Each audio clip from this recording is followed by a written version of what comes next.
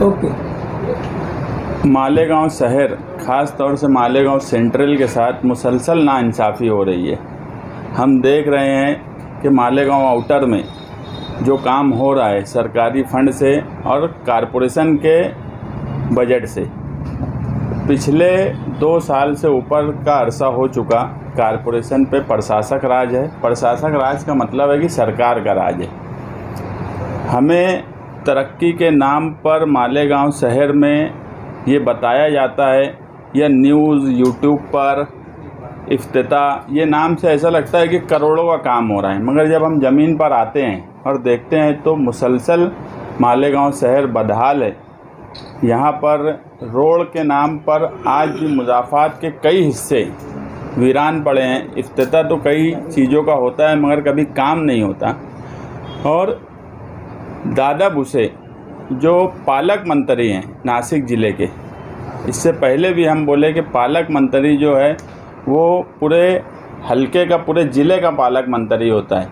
हमको कोई गवर्नमेंट का फंड नहीं मिलता और आज के मौजूदा आमदार जो है 2-4 काम लेकर ऐसा बताते हैं कि उन्होंने काम मंजूर किए।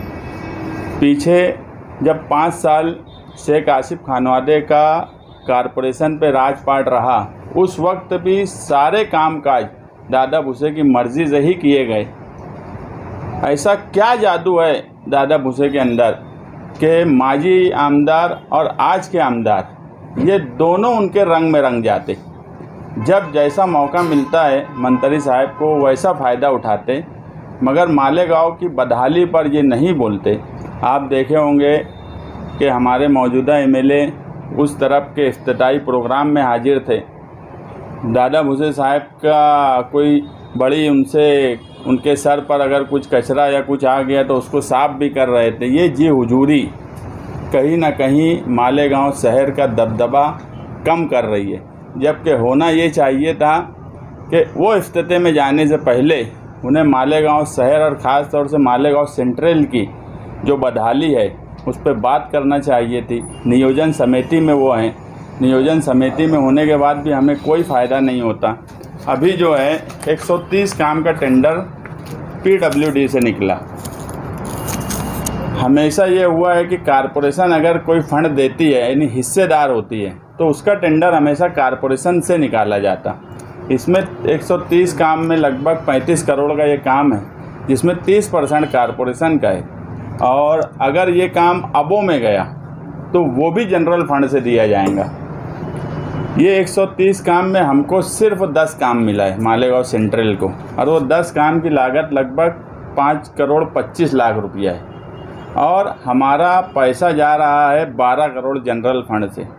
उस पर भी जब ये 8-10 काम जो है इसको ये बताया जाएगा कि गवर्नमेंट से बात करके या मंजूर करके लाया गया, मगर सच बात यह है कि अगर हमारे जनरल फंड का हिस्सा ही हमको मिल जाता तो हम 12 करोड़ का काम कर लेते। ऐसा ही फैसला इससे पहले शेख रशीद खानवादा जब था, इन्होंने ठहराव करके 100 करोड़ का दिया था।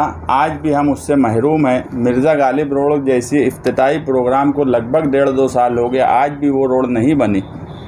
नुमानी पुल के सवाल पर मैं उस वक्त भी ये बात बोला था कि जब ये सब ब्रिज मंजूर हुए थे जिसका इफ्तिताह है, जब उस वक्त के कमिश्नर के पास मैं बैठकर नुमानी पुल की बात बताया तो उनको इल्म नहीं था। उसी वक्त बच्छाव साहब को बुलाया गया जो सिटी इंजीनियर हैं, और उनको कहा गया कि यार ये ब्रिज का काम मंजूर करो। और मैं उस वक्त ये बोला था कि सैंडवे ब्रिज की ज़रूरत नहीं है।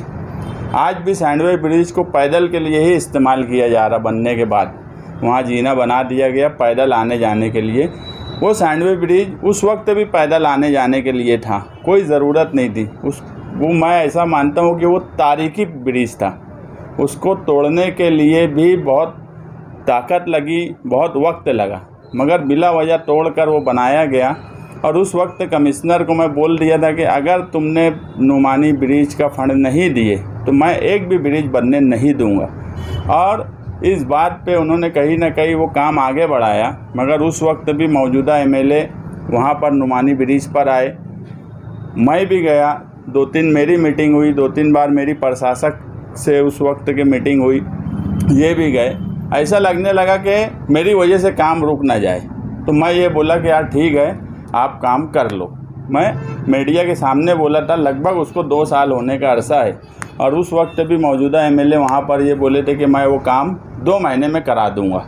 आज 2 साल का अरसा हो गया, सिर्फ बात हो रही है कि हमारा बजट मंजूर हो गया, हमारा ये हो गया, वो हो गया।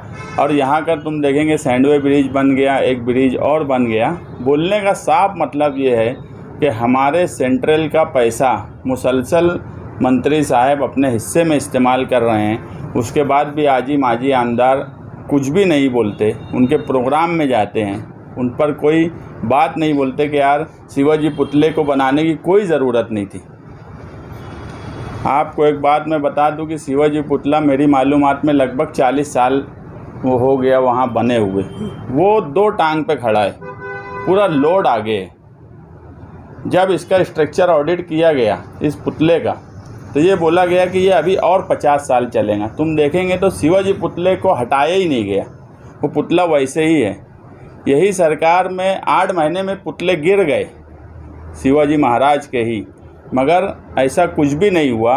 वो पुतला जिस वक्त बना था, बोलने का मतलब ये है कि पहले जो काम होता था इस शहर में उसकी क्वालिटी क्या थी कि 2 टांग पे खड़ा पुतला जिसका लोड पूरा आगे है, टेक्निकल कितना मजबूत काम किया जाता था कि इन्होंने चाह के भी, मुझे ये लगता है कि अगर वो पुतला निकाल के दूसरा बनाते तो 2, 5, 10 साल में गिर जाता, मगर वो टेक्निकली इतना अच्छा बना हुआ है कि उनको निकालने की ज़रूरत नहीं पड़ी।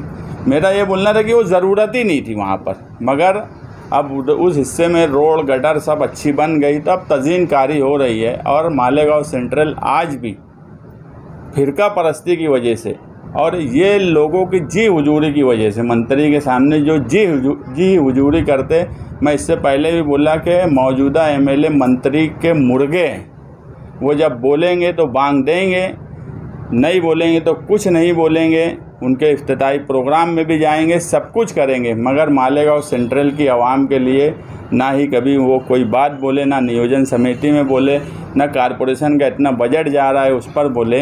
हम इस मामले में कल एक हमारी अवामी मीटिंग, वर्करों की एक मीटिंग बुलाएंगे और हम शिवाजी पुतले पर ही इस नाइंसाफ़ी के खिलाफ जल्द ही धरने का ऐलान करेंगे, क्योंकि वही हिस्सा ऐसा है जो दोनों से कनेक्ट है। और अब हम ये बात अवामी सतह पर एहतजाज के ज़रिए वो मंत्री के ख़िलाफ़ एहतजाज समझा जाए, प्रशासन के ख़िलाफ़ समझा जाए, मौजूदा आमदार के ख़िलाफ़ समझा जाए, माजी आमदार के ख़िलाफ़, इन सब के ख़िलाफ़ हम एक एहतजाज करेंगे, बड़ा एहतजाज, जो मालेगांव की आवाम और मालेगांव सेंट्रल के लिए हम इंसाफ मांगेंगे कि हमें इंसाफ चाहिए। हमारा जितना पैसा हमको मिलना चाहिए डेवलपमेंट के नाम पर, उतना पैसा हमको हर हाल में चाहिए।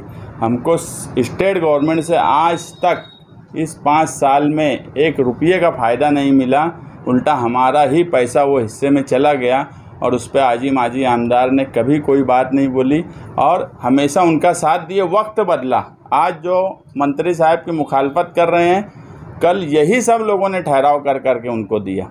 और आज जब प्रशासक राज में एमएलए का काम काज था कि दबाव बनाकर ज़्यादा से ज़्यादा फंड लेना, मैं तो इस पर हैरान हूँ कि कोई आदमी, मुझे एक मर्तबा मंत्री साहब शिवाजी पुतले के पास मिले तो मैं उनको बोला कि यार आप इधर के भी पालक मंत्री हो, ठीक है, आप अगर उनके साथ हो, उनके साथ दिखते हो, तो मालेगांव शहर का क्या फ़ायदा किए ये मौजूदा एमएलए और माजी एमएलए दोनों को बताना चाहिए कि जब 5 साल वो मंत्री साहब के साथ थे तो मालेगांव को क्या दिए, और ये जब से मंत्री साहब के साथ है तो उन्होंने क्या फ़ायदा मालेगांव शहर वालों को किया।